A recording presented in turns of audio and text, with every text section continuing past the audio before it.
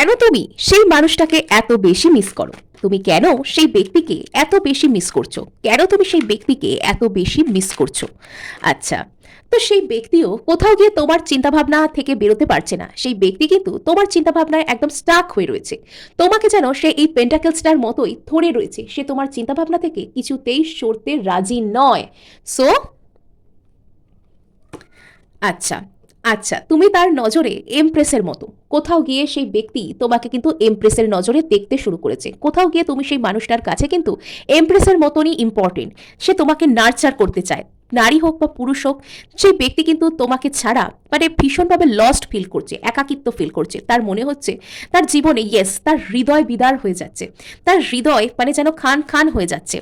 যদি তোমার সাথে কথা হচ্ছে না, তো সেই ব্যক্তির হৃদয় খান খান হয়ে যাচ্ছে। আচ্ছা, সে তোমার সাথে একটা হ্যাপিলি এভার আফটার একটা পরিপূর্ণতাকে দেখতে চায়। আচ্ছা, খুবই প্যাশনেট তোমাকে নিয়ে।